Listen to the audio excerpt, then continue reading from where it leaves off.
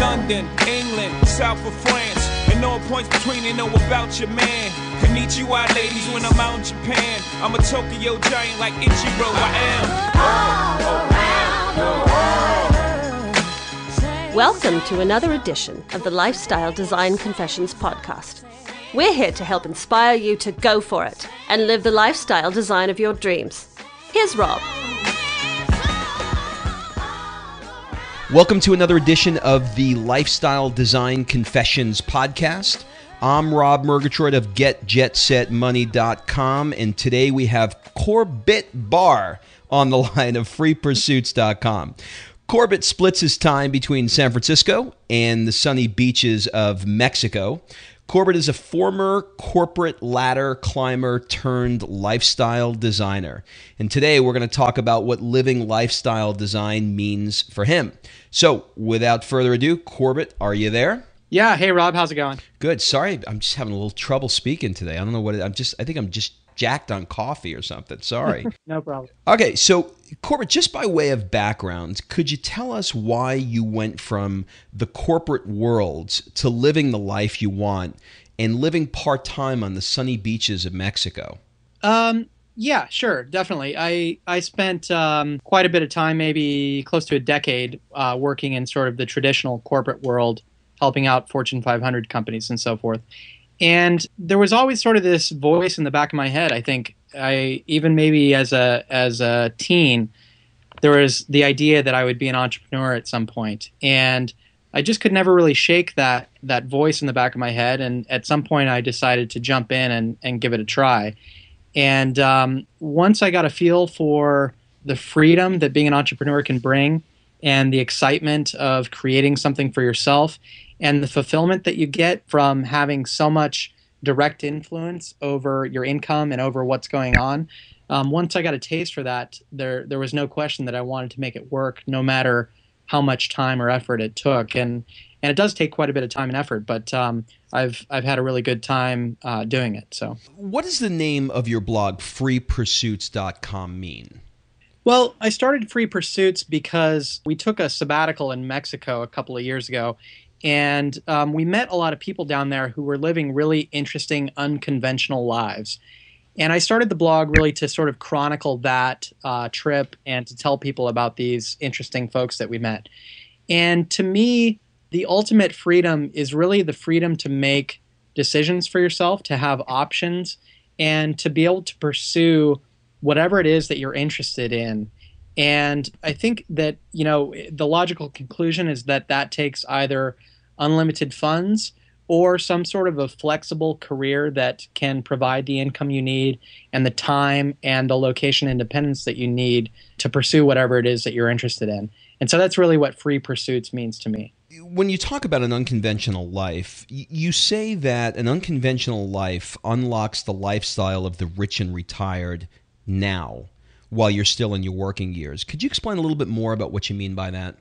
Yeah. So the idea is, it would be great if we were all rich, right? If you didn't have to worry about where your income came from. Although I think there's an argument that just being rich and not having something to work on isn't necessarily all that fulfilling to begin with. But aside from that, if we could all be rich or retired, it would be fantastic, and you could jet set around the world and do what you wanted. But the fact is, most of us aren't rich or retired.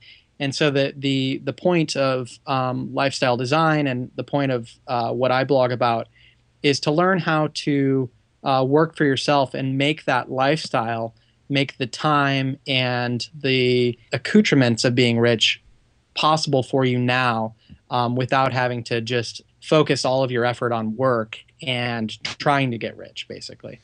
Well, let's talk about the term lifestyle design for a second, because so many people are using it. A bazillion people have read The 4-Hour Workweek, particularly in your neck of the woods in San Francisco, which I think is where Tim lives. Is that right? Yeah.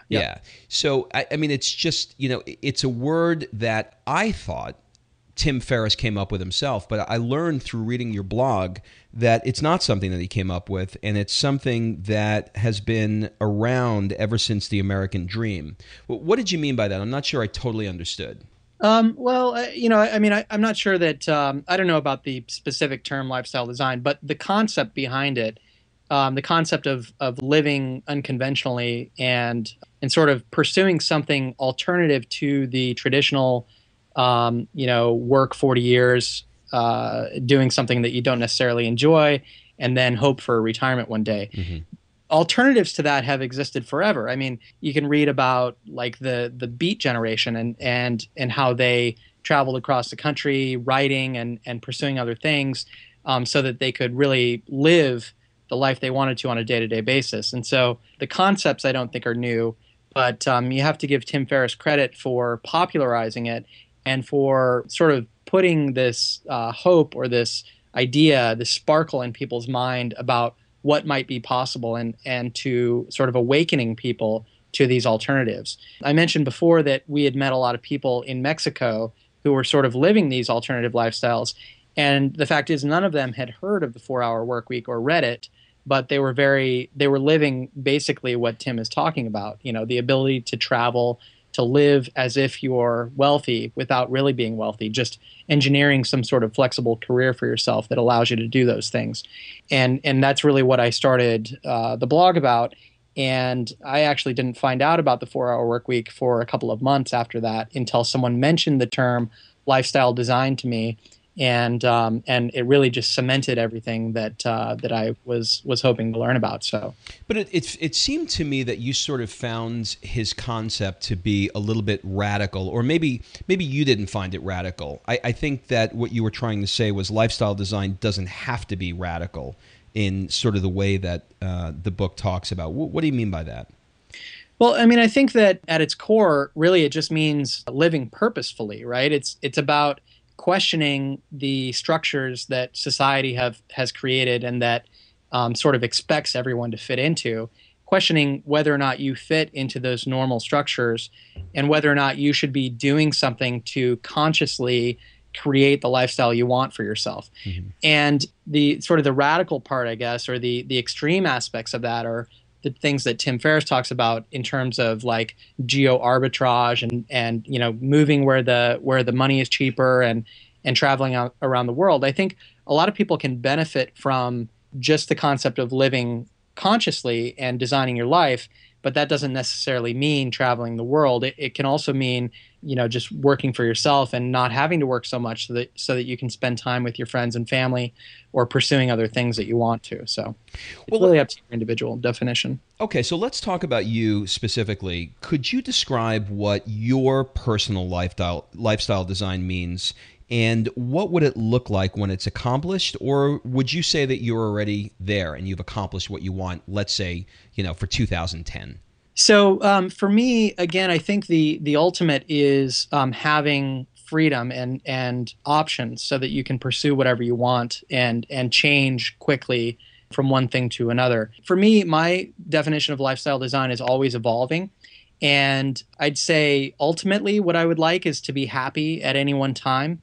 And that doesn't necessarily have to do with lifestyle design. That's also sort of a mental process of understanding where you're at and being comfortable with where you're at and realizing that having goals doesn't necessarily mean that your happiness is tied to making those goals, because that just delays happiness, basically.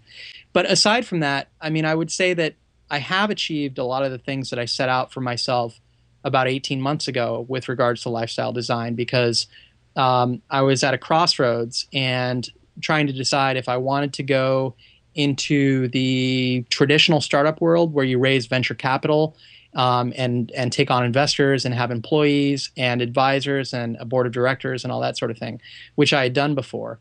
And the question was, do I want to do that again and basically take a shot at getting wealthy, sort of a low probability shot or moderate probability shot? Or do I want to do something that I can build over time that gives me more freedom now, whether or not it makes me wealthy? And because of the sabbatical I took in Mexico and the introspection that I did and the people that we met, I decided on the latter. And to get there, I started blogging and have built an income around blogging and affiliate marketing and so forth, and have come to the point now where I'm self-sufficient and I'm actually supporting those things that we want to do, and we're able to travel around and basically live from anywhere in the world that we choose. Okay, don't go anywhere. Hang on just 1 sec, and we'll be right back.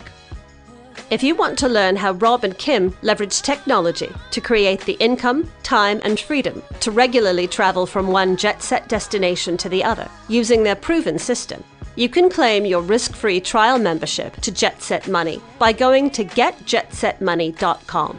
Here's Rob.